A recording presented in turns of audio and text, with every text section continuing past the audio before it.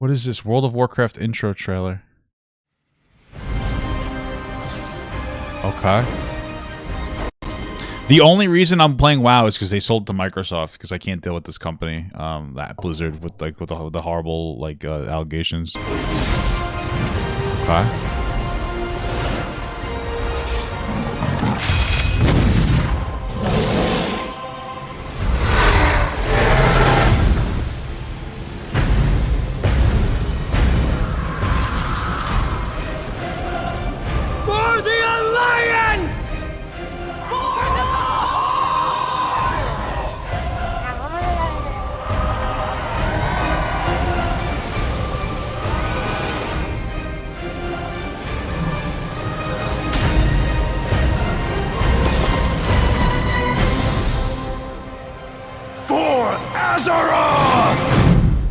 All right. Well, that was kind of cool. My only problem is that I'm gonna watch more of this because they have all these cinematics and stuff. But like that was literally just all like, an edited version of all the older cinematics except for Mr. Pandaren. I don't care about this. I'm watching the cinematics. My Horde Alliance. I'm Horde, but it doesn't matter because they're adding cross factions, so which is probably a good move, honestly.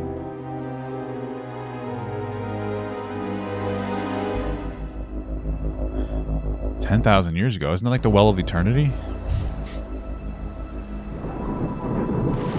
The world has been sundered. It cries out in pain. We must go to its aid. We entrust our ancestral home to you, the Watchers.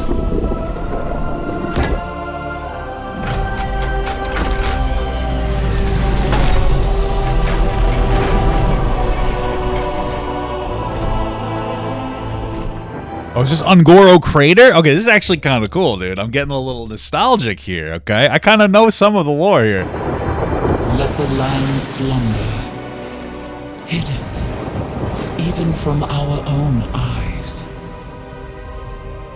You will feel our return in the waking of the land.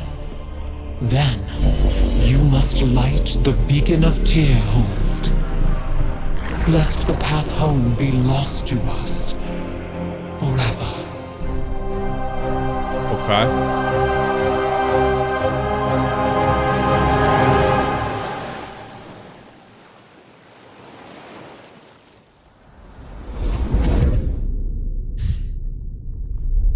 Damn, that's it? What, he dyed his hair green like an emo girl?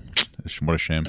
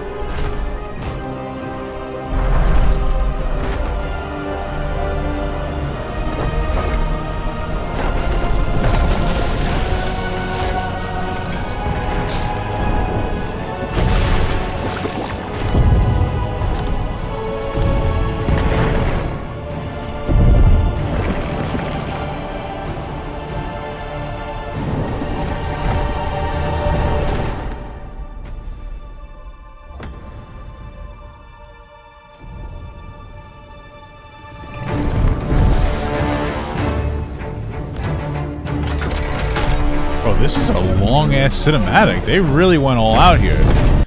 I mean, this was probably Blizzard, too, because there's no way Microsoft organized this, but they seem to be going really all out on these cinematics.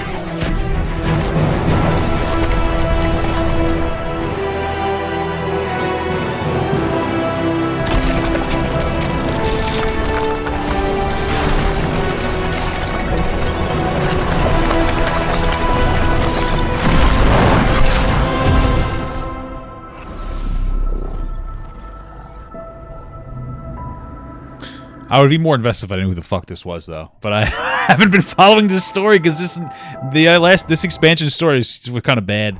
I haven't really played a lot since Legion. I thought that was an incredible expansion, but this is interesting. Oh, a dragon.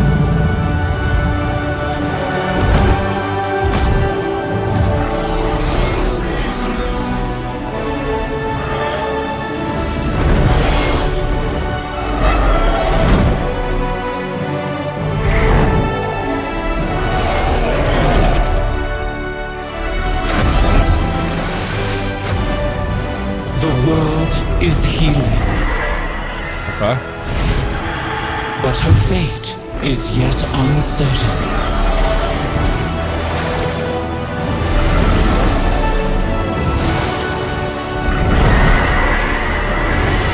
Together, we shall be Azeroth's protectors once again. Here, the new age of dragons shall begin.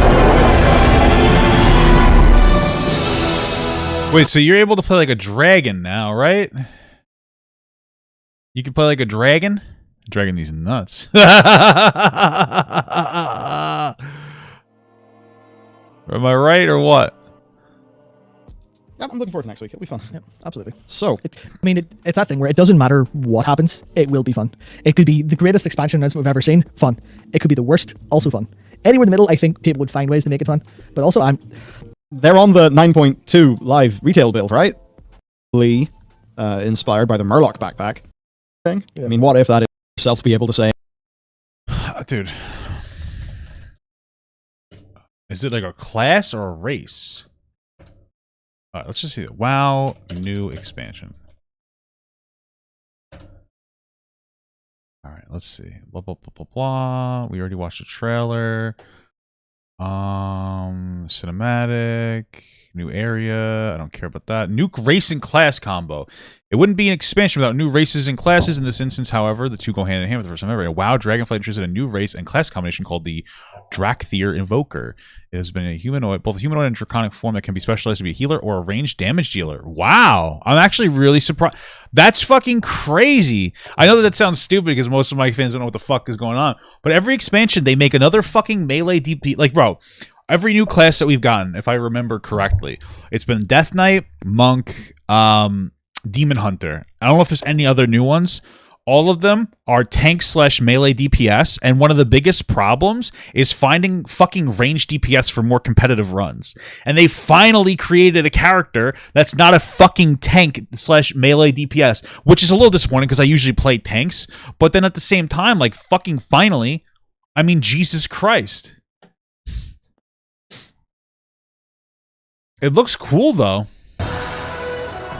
Hi, I'm Jake. I'm Andy. I'm Jake, I don't give a fuck about you, bro. Just talk about this sexy dragon that I want to have sex with. And I'm really excited to talk to you guys today about the Drakthir Evoker, our new race and class coming to Is this part of like We're the here big to talk old... about not only the Evoker, but also dragon riding, which is our exciting expression into the exploration of the Dragon Isles. We knew with a dragon-themed expansion, we wanted to let you play a dragon. Not a big dragon, Alex Raza size. That'd be tough to fit into raids. I'm sorry, Jake. Okay. I know. Fine. But a draconic humanoid. So the big dragon Drakthir, pussy. created by Neltharion. And like our other hero classes, you get to choose if you want to start on the Horde or Alliance side on character. It's like weird because like a hero class is just a new fucking class. Like it's not a hero. There's nothing that distinguishes it from a hero class. You know what I mean? Creation. So let's talk a little bit about the Evoker, the class they can be. What's unique about it is because the Drakthir are created by an aspect, they have the ability to wield the magic of all 5 dragonflights. So Evokers can take advantage of red magic and blue magic and bronze magic. And to show that, we created a visual what we Time-stopping? call a prismatic effect. This prismatic effect is basically the coalescence of all their energy as they channel it into whatever spell that they're going to cast. You have a red magic spell called Pyre. So when you shoot it out of your mouth, it twirls in the air with all 5 of the dragonflight's magic as it turns into the red spell before landing on your enemies and exploding and hopefully burning them. I'll take that one. Getting that vibe across that they use all 5 was really important. Damn, they really just killed my hype for this class. This is fucking so lame. Important to us, but we did want to make sure that each specialization focused on 2, because casting 5 different colors gets a bit messy. So their damage dealer specialization, their first of 2, Devastation, mostly focuses on red and blue magic. Red being very fast and explosive, burning everything with Pyre, whereas blue is more focused and overwhelming. You can shoot a beam of energy out of your mouth to disintegrate one single enemy in front of you. There's a healer spec called Preservation. The healer spec is going to focus mostly on your green and your bronze magic. So your green is going to be evocative of the Emerald Dream, your growth and your nurturing spells. And then you have your bronze magic, which is going to be more timey-wimey. So you Why? Only because I know I there's like there's I think both green and red are like healing type for the dragon lore. No, like Alexstrasza, isn't she a red dragon and she's like the dragon of life? Why would they make that damage dealing magic and not healing magic?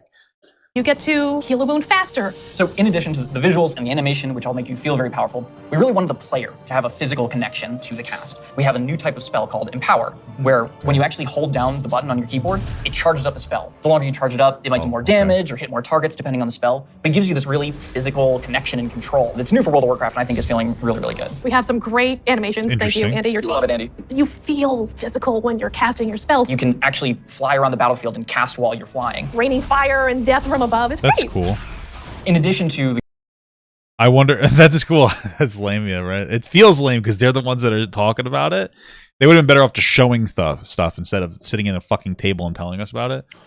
But that's cool. I wonder how that's going to play in WoW, though, because, like, it's... I don't know. I wonder how it's going to feel actually playing gameplay, it. though, another part of feeling draconic is looking like a dragon. Well, we talk about dragons breathing fire, but you know what's actually fire? What's actually These fire? customizations. Oh my goodness. really, really They're cool. awesome. Because you have both your draconic form and your humanoid form. And the customization option Wow. That looks incredibly something. Why? for both of them are amazing. They're very good. What about color? Wait, why are their human forms... why are their regular forms all human forms? Like, that's weird. Because I think in the lore, they can turn to whatever they want. Like, they just pick their form or something. Just tell me us about the color. You can do a lot of matching. So your visage form can have scales that are the same color as your Darkfear form. Okay, that's But my expected. favorite, super favorite part of customization for the visage form, hair. Yeah. Because I can actually do this in game. Yeah. The check is here. We finally did it. Will show us. As players make their way through each of the areas of the Dragon Isles, they'll partner up with the Dragonflights to move through the air as they've never done before. You'll notice I did not say flying because flight has a very specific meaning for World of Warcraft. Yeah, it does. And we're talking about something new called dragon riding. And as the players are honing their dragon riding skills, they're going to get to see all new animations that go along with the different look and feel of the drakes. We're aiming Okay. to shake Kinda up cool, movement yes. with this new system. I know that they're not super in like the problem with flying in WoW is it's really convenient and fast, and I prefer it. But it takes away from like the scenage, the scenage, is that the right word? The scenic aspect of the game where you like walk from area to area. It makes the world feel smaller when you just fly everywhere. I don't see how dragon riding is going to change that, but I also don't understand the system. But Providing players with a deeper immersion with forces like momentum and gravity. We knew that for Dragonflight, we were going to have the opportunity to show players a whole new set of Dragon Isle drakes, completely unique from all the other things they've seen in World of Warcraft. And so we wanted to come up with a movement system that would add that sense of physics, weight, and gravity, like you were mentioning. We knew it was going to take a huge team effort, not just animation, but it was going to take effects. It was going to take the engineering team, who we rely on heavily, and that combined with some new animations really helps to lend that feeling of physics as you move through the air in ways that you haven't before. And the icing on the cake is going to be some really cool effects that we've added on top of all of that. So for example, when you start hitting maximum velocity, you're going to see contrails coming off the edges of the wings. Wow. And then as you do your rolls and spirals, you build up more and more speed. There's going to be some screen effects on the display to indicate that you're reaching maximum velocity, which really adds to the overall kind of immersion and sense of reality. As players make their way through the Dragon Isles, it's so unfortunate because like the expansion reveal was really cool. The new class idea is cool. I now no longer want to play it almost instantly after hearing them talk about it because they're trying to hype it up. And so they had a conversation, and then this is what they thought was like the best thing to show the player. Like, this is what you look at, the fucking cool wing effects. Oh, what the fuck, dude? I don't give a shit. Like, it's just weird. This is what they thought was gonna make me come. That's like weird. they'll discover new cosmetic options to fine-tune their Dragon Isle Drake's appearances. Things like snoots, horns, tails, elusive Dragon Isle Drake armor, and more. Okay. Can I have spikes? Definitely. Okay. We want to provide players with all new skills to play with, as those who can use their momentum well can reach higher and higher heights, and bring on new, more difficult challenges. We just have so many new gorgeous options to choose from, and I'm just so excited for all of them. I'm excited for the whole Okay. thing. I mean, it's been a lot of fun to work on, but I can't wait to actually get in the game, play it with you guys. I can't wait. I can't wait to fly around Dragon Isles. This is gonna be great. Next up, you're going to hear about the talent revamp and the UI changes coming in Dragonflight. That's actually interesting. I actually do want to watch the talent revamp. Okay.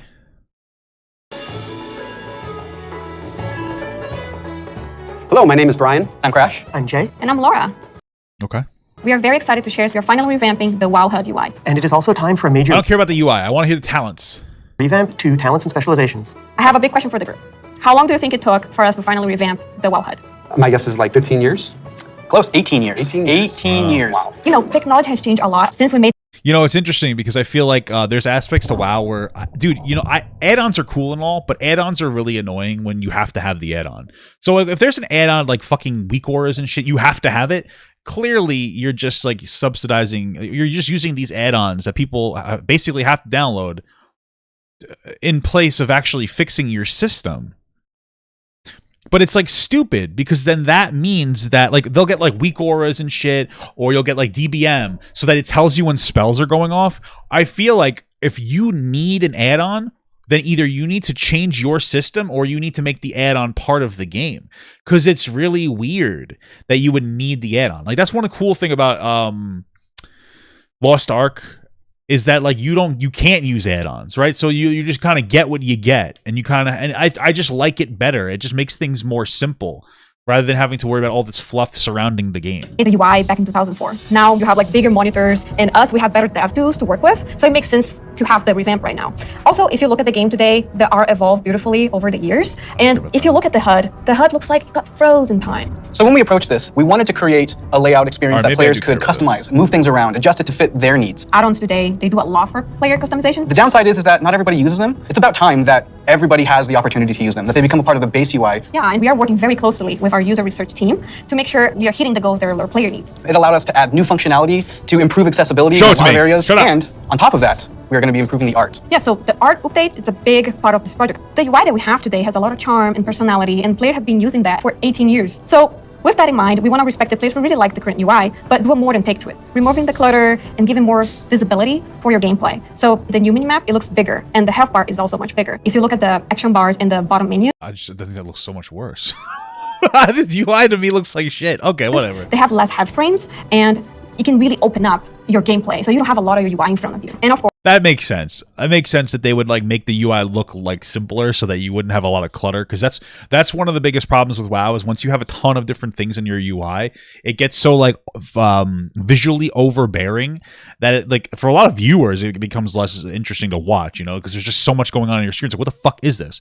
But it does look kind of shittier, in my opinion. Of course, we want to find iconic pieces from the current HUD, but we want to bring it back in a nice way. So we for sure updating the Griffins. They look so nice now. And the Horde, don't worry, we got you. We're going to have your version as well. So let's talk about the end mode. We are putting a mode in that will let players move various HUD elements around on the screen. So I'm able to move the mini-map, say, from the right corner all the way over to the left corner. It's about time. Like, every other game has like allowed you to do that for so long. If I want to bring my action bars from the bottom and kind of put them more in the center by my character, those are all things that I'll be able to do. Absolutely. And each of those different components will have various sets of options that you'll be able to work with. They'll be able to save it, edit it, copy it, name it. Also, it'll remember which spec you're in. So if you're someone who jumps around a lot, as you switch, it will switch to whatever HUD layout you have for that spec. This is an ongoing project. We're going to keep working on it. So we really want to hear back from you. A project that we're all excited about that we've been collaborating a lot on is something that's pretty UI intensive, and that's the talent system. I mean, that's something that WoW does. They'll take someone else's concept that someone already did, and they'll just try to make it better, which is not a bad thing. It's a good thing, but it's kind of about time. It hadn't changed in a long time, like you said before, and we really started with how can we have players have more choice? Great basic setting options are coming to WoW. Yeah, basically. Over what their character has. As you level up, we give you a new spell or a new ability, something that kind of makes you stronger, but it's determined by the designers. We decide the order. Yeah, we started looking for a system that would give players a much wider set of options. And after looking at all those things, what we really returned back to was the idea of trees. But it's actually two trees. We have a class tree that offer different class utility, and then we have a spec tree that is focused on performing your role, whether that's interesting.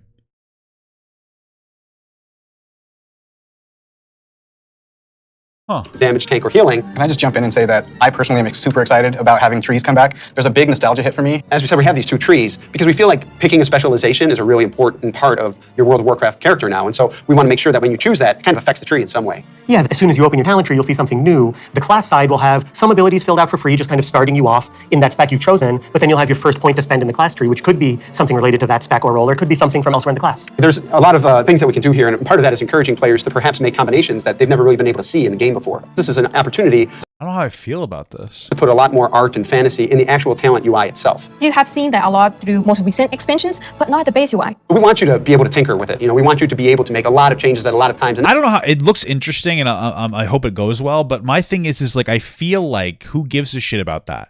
Like I'm not trying to be a dickhead. I feel like this is it's a nostalgia grab. Like, people think that they like talent trees a lot. I remember being somebody who complained about the current like state of WoW, being like, this is fucking horrible. Mostly in Warlords of Draenor, and like probably from Wrath of the Lich King, from my own perspective, to Warlords of Draenor, or Cataclysm to Warlords, is like I would bitch about fucking everything. I would bitch about like fucking everything. I was like, this is stupid. They got rid of the talent trees. They have Dungeon Finder now. They have it's too easy to level. Heirlooms suck. Oh, all these welfare epics that you get. All these things. When they released Legion, that died for me. A lot of that. And then when they re-released Classic, I started to like truly understand, like, Classic is cool. Like, they should have released it. But like, the games are different.